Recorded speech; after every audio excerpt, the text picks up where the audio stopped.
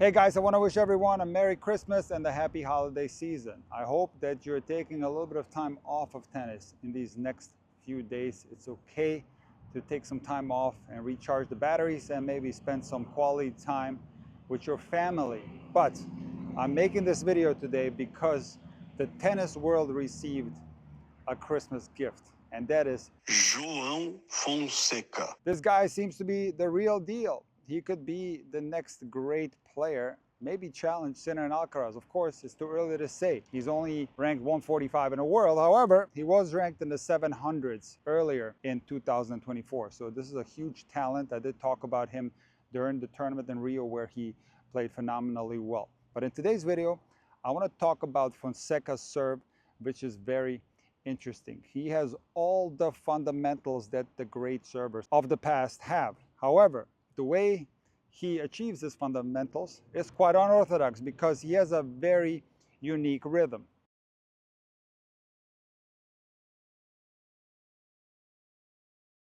The one player I could compare Fonseca's rhythm to is Elena Rybakina, and we're going to get into detail why that is the case. So most players will start loading their body when the racket is going towards the trophy phase. Of course, this is going to depend on the style, but generally speaking, as the racket is going to the trophy phase, players will start to load their body. However, Fonseca doesn't do this. He serves in a platform stance with his feet fairly close together. It's a regular platform stance. For you guys that are interested in finding out what the platform stance variations are, I made a great video about that subject. So what Fonseca does is shift his weight slightly towards his back foot. He will simultaneously go up with his toss arm and his racket arm. And this is not unorthodox. While the vast majority of players on tour, whether it's men or women, they will serve with a lag. That's the most common style. However, you will see some players serve up together, and you will also see some players have an abbreviated motion where there's not much of a take back. Players will take the racket straight up. So the fact that Fonseca takes his toss arm and the racket arm up together is not unorthodox. However, he does this while not loading the body. So the body is completely still as he's tossing the ball and taking the racket up towards the trophy phase. Once he has released the ball, he will start going back with the toss arm, and he achieves a backwards toss arm position after the release. I made a video on the variations in the toss arm positioning. The advantage of taking the toss arm past the vertical position, once you have released the ball, is that it's going to be easier to curve your body in the reverse C formation. So it's going to be easier to bend your body in this manner and stick your non-dominant hip into the court. Now, what generally coincides with a toss that's inside the baseline and a body curvature where the non-dominant hip is inside the court is that independent of the stance, more of the weight will be placed on the front foot. And on Fonseca's serve, that is certainly the case. If you take a look at his feet, the back heel is higher off the ground than the front heel. And that is an indicator that Fonseca has more weight placed on his front foot as he's about to unload on his serve.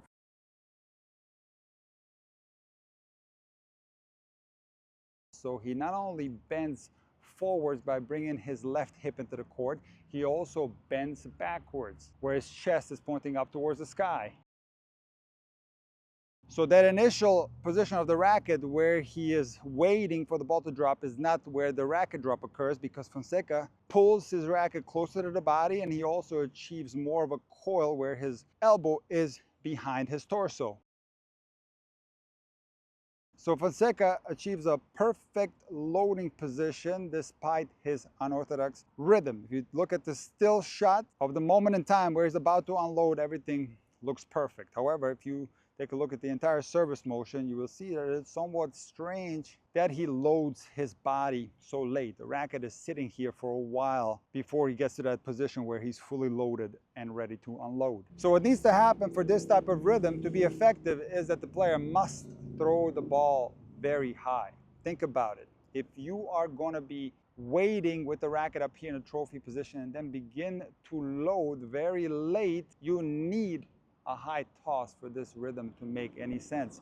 And Fonseca indeed does have a very high toss.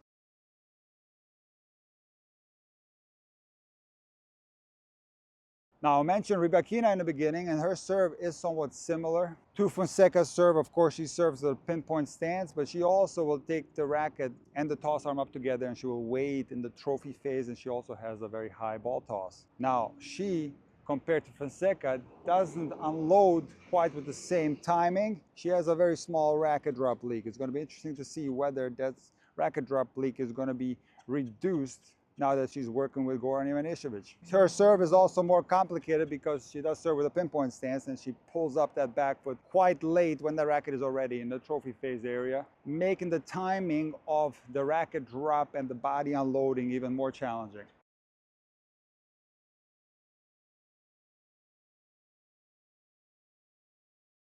Now, Fonseca doesn't have to worry about this timing because he doesn't need serve with a platform stance. But if you take a look at these two serves side by side, you will see a lot of similarities.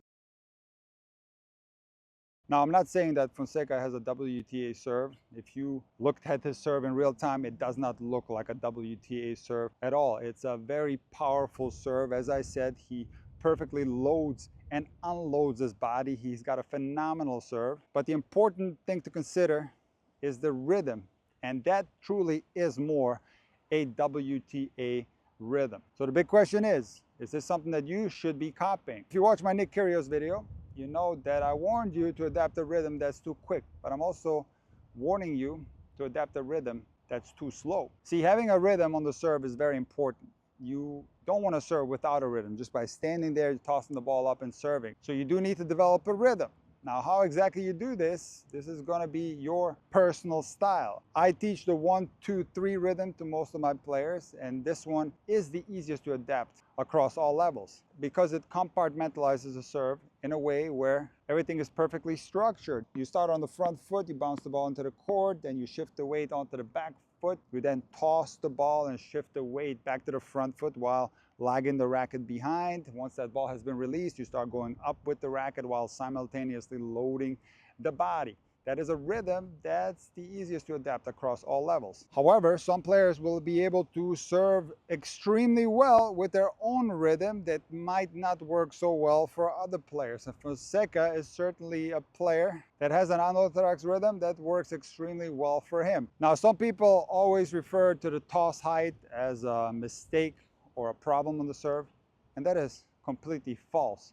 The toss height is directly correlated to a player's rhythm. So of course, if somebody, like for example Kyrgios, has a very fast rhythm, that's going to work best with a low toss. That type of serve rhythm is not going to work with a higher toss. At the same time, a serve rhythm like Fonseca's is not going to work with a low toss because the way he loads his serve, it's very gradual. It takes a long time to get into that perfect loading position. So in order for him to serve in the way that he does, the toss does need to be higher. Now, as I said, a slow rhythm is also a problematic one to adapt for some players. If you were to change to it, let's say that you have a regular height on your toss where the ball is just slightly falling, and then you change to a serve rhythm where you're going to wait much longer and it requires you to toss the ball much higher. That's going to cause a lot of problems, and it's going to be very difficult for you to time that type of serve because you're not used to it. However, if somebody from day one has a high toss, they're going to get very comfortable with that timing and they're going to build a lot of muscle memory. It's not necessarily going to be a problem for them. Just take a look at all the great servers in the WTA history. With no exception, they all have a higher toss. Whether it's Serena Williams, Sabina Lisicki, Julia Gerges, Petra Kvitova, the list goes on and on. Now, there surely are some cases of players, especially at the junior level, that have a very high toss and they have problems with their toss consistency because the toss is high.